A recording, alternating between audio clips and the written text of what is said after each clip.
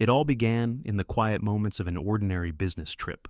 I had been working alongside my partners in Canada for the last few days, pushing toward a deal that we believed would elevate our company to the next level. The atmosphere was tense but hopeful. We were close to signing a major contract that would allow us to expand into international markets. Everyone around me was excited: my business partners, the investors we had been negotiating with, and even the employees who had been putting in their hours back home.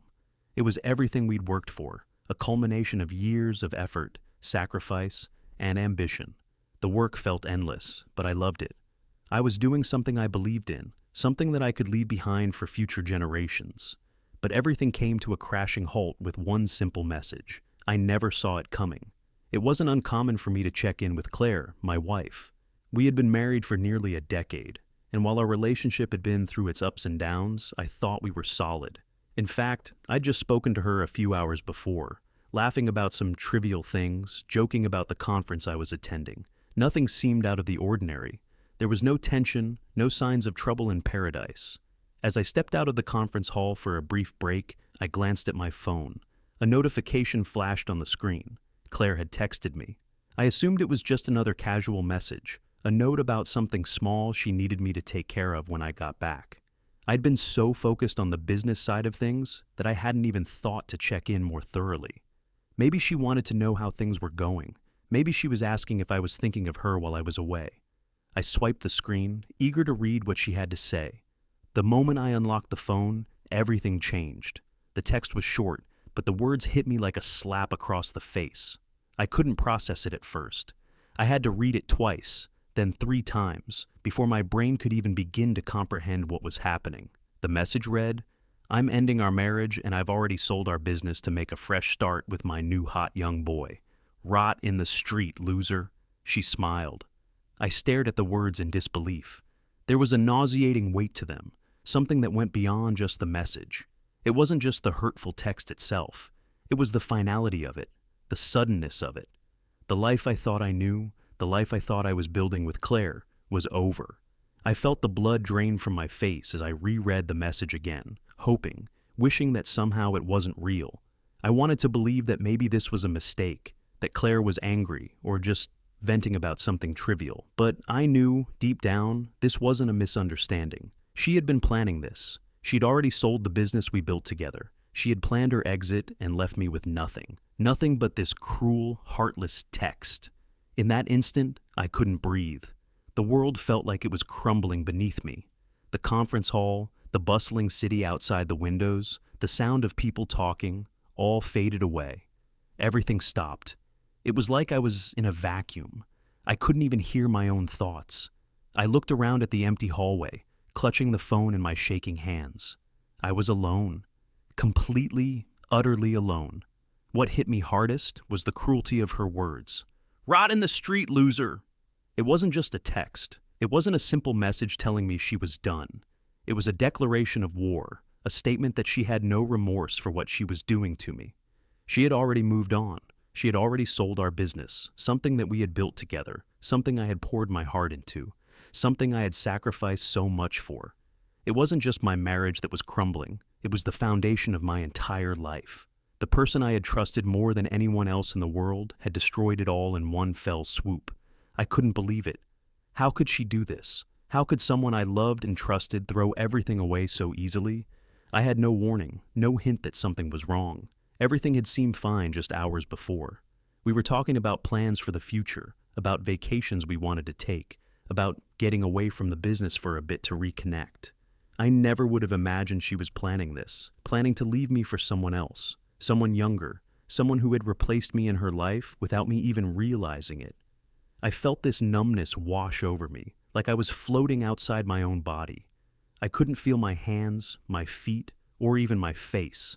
It was as if I were watching everything unfold from a distance. I tried to focus, tried to reason with myself that maybe it was a bad dream. Maybe if I just woke up, everything would go back to normal. But there was no escape from this. It was real. My heart was pounding, my head spinning, and I couldn't figure out what to do next. I tried to respond to the message, but my fingers wouldn't cooperate. I could barely type, and what could I even say? "What's happening? Why are you doing this?"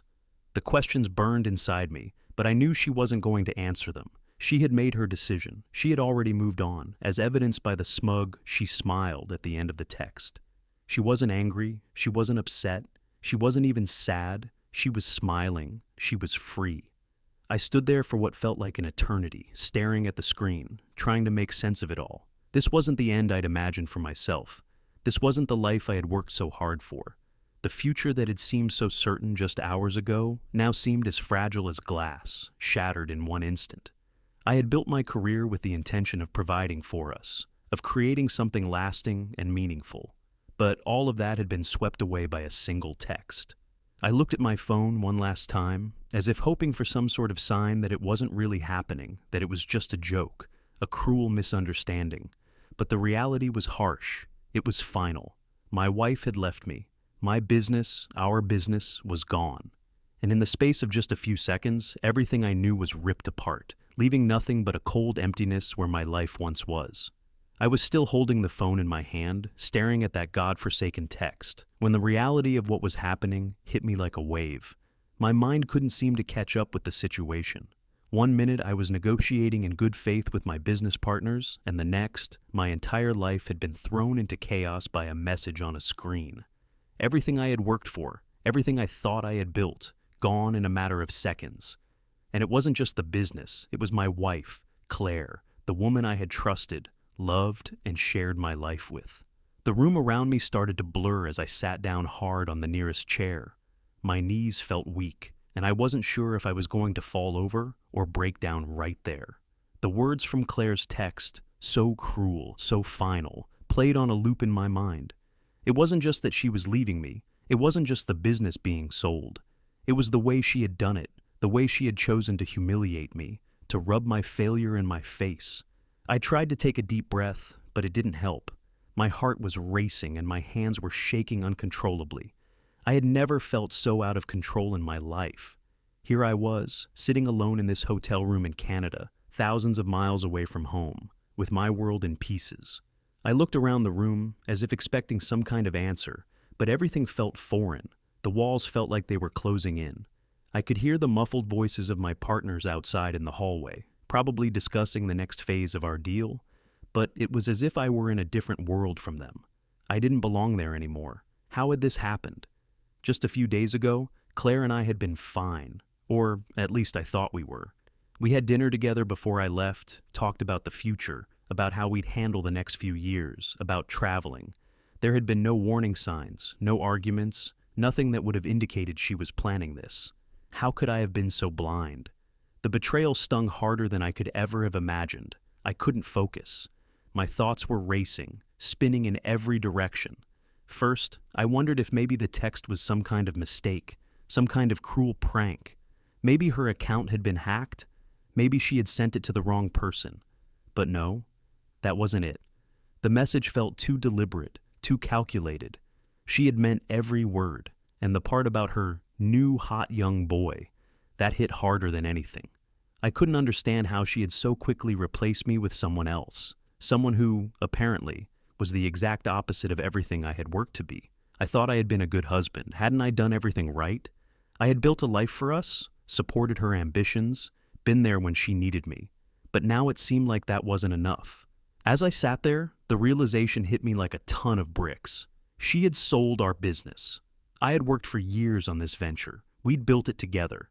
But it was no longer mine. It was no longer ours. I had been so focused on the future, so absorbed in the deal we were negotiating in Canada, that I didn't even see what was happening behind my back.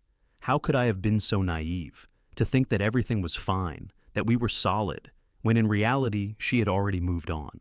I felt my chest tighten, my breath coming in short gasps. I needed to calm down, to figure out what to do next. But I couldn't. My mind kept spiraling. It was hard to think straight with all the emotions crashing in on me. I looked around again, seeing my scattered papers on the desk, the business contracts, the spreadsheets. It all seemed so insignificant now. What was it all for if it could be taken away in the blink of an eye? I looked at the phone again, trying to read the text a fourth time, hoping that maybe, just maybe, I had missed something. But no. The message was still there, staring back at me. And the more I read it, the more I realized that my life, my plans, everything I had worked for had just been pulled out from under me. I stood up, pacing back and forth in the room, my mind racing with questions. What now? What was I supposed to do? How could she do this to me? And the worst part was, I didn't even know where to start.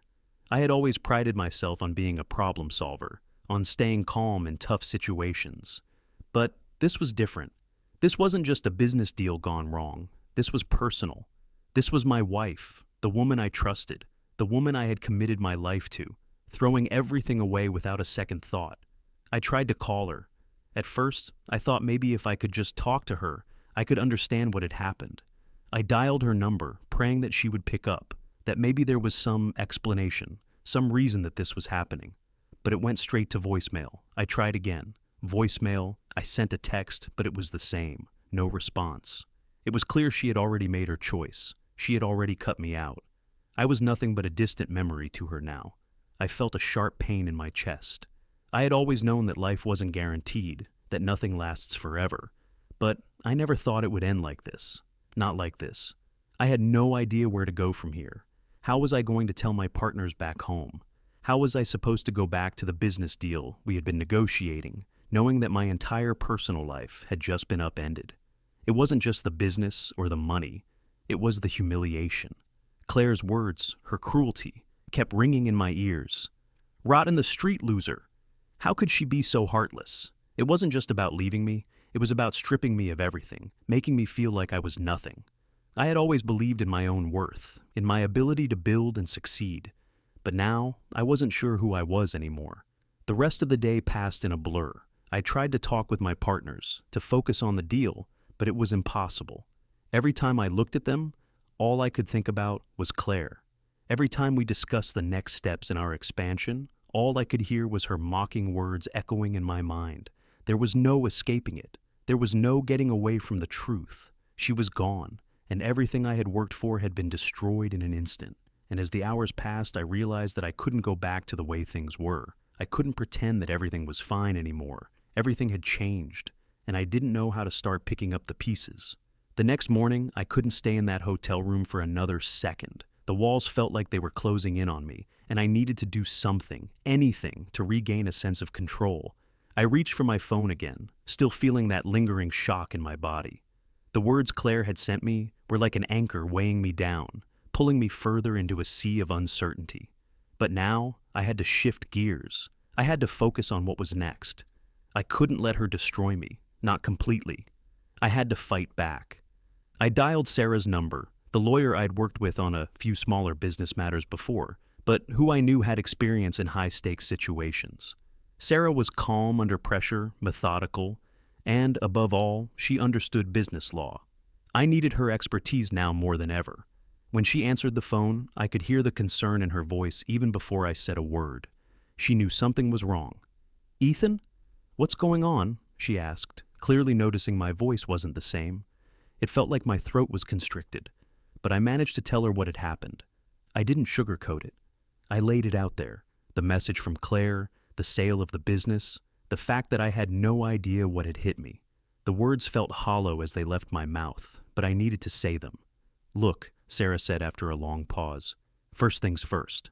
We need to talk in person. This sounds like it's going to get complicated, but I want to make sure you don't panic. Stay calm. Let's figure out what we can do legally." I felt a small surge of relief just hearing her confident voice. Sarah always had a way of making you feel like everything was going to be okay, even when it seemed like everything was falling apart. We arranged to meet at her office that afternoon. It was a quiet, professional space. Clean lines, dark wood furniture, a large window with a view of the city. I had been to her office before, but today it felt different.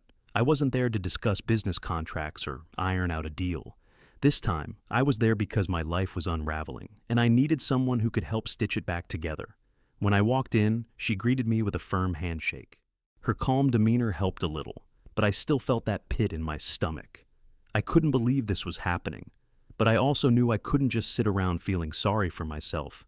I had to make a move. We sat down across from each other at the table. She slid a legal pad in front of me and motioned to the chair.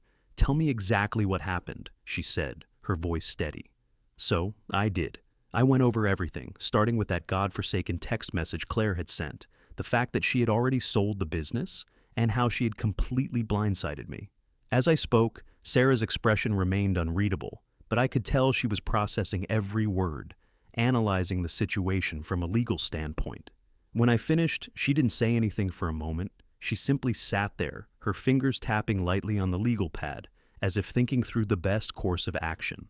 I could almost feel her pulling apart the details in her mind, sorting through the mess of emotions and facts, finding the legal leverage.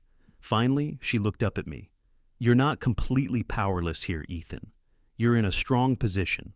You told me your name was on all the major contracts for the business, right?" I nodded. "Yeah, that's right. I was the sole owner of the business, with Claire having a smaller stake, but it was always a partnership between us. Everything was in my name."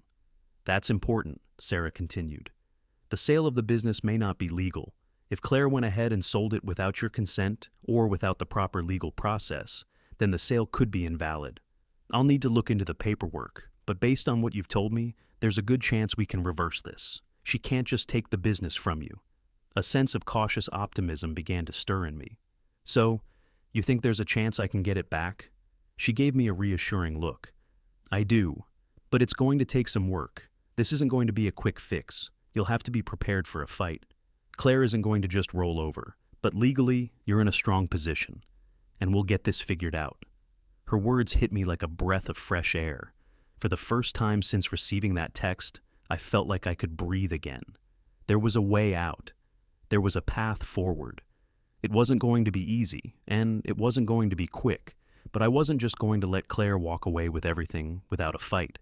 Sarah gave me a rundown of the next steps. We would need to gather all the business documents, verify everything on file, and make sure Claire hadn't bypassed any legal procedures when she sold the company. She also warned me that there could be a lot of resistance from Claire, especially if she was working with a new partner, someone who might have the resources to back her in a legal battle. "But don't worry about that just yet," Sarah added. "One thing at a time. We'll start by making sure the sale was done properly. If it wasn't, we'll file the necessary legal action to block it." I couldn't believe I was hearing this. I was finally getting a plan, a real actionable plan to take back control of my life and my business. It felt like a small win in the midst of so much loss, but it was a start. I wasn't going to let Claire get away with this. She had made her move, and now it was my turn. As Sarah handed me a folder with instructions for the next steps, she looked at me, a firm but encouraging smile on her face. "You've got this, Ethan. I'm here to help. We're going to fight for what's yours." For the first time since that damn text, I felt like I could stand up and fight back. I wasn't going to let Claire and her new life destroy everything I had built. I would do whatever it took to take back control, and if that meant going to war in the courtroom, so be it. The drive back from Sarah's office felt like an eternity. I couldn't shake the overwhelming mix of emotions that churned inside me: rage, disbelief, confusion, but also a strange sense of resolve. Sarah's words had given me a glimmer of hope, but that didn't change the fact that I had to face Claire. I knew it wasn't going to be easy. In fact, I feared it was going to be the hardest thing I'd ever done. I pulled up to the house, our house, or what used to be ours. The lights were off inside, and the place felt cold, lifeless. But I wasn't here for nostalgia. I was here to confront her, to demand answers, and to make sure she understood that I wasn't going to back down. As I walked inside, the silence was deafening. The house seemed smaller than I remembered, the walls closer, almost like they were pressing in on me. I walked through the foyer, my footsteps echoing on the hardwood floors, until I reached the living room. There she was, sitting on the couch, her posture straight, a smug little smile playing at the corners of her mouth. Claire was always confident, almost to the point of arrogance, but today it felt different. She knew she had done something terrible, something that could destroy both of us. And yet, she still sat there, as if she was the one in control.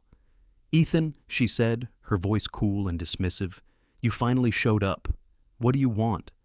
I didn't even try to mask the bitterness in my voice. "What do I want? You sold everything, Claire. You sold the business we built together, without even talking to me. And then you send me a text, a damn text, telling me that you're ending our marriage and running off with someone else. You think that's just something I can walk away from?" Her eyes flickered with a brief flash of irritation, but it was quickly replaced by that same coldness. She crossed her arms in front of her chest, leaning back into the couch as if she was completely at ease.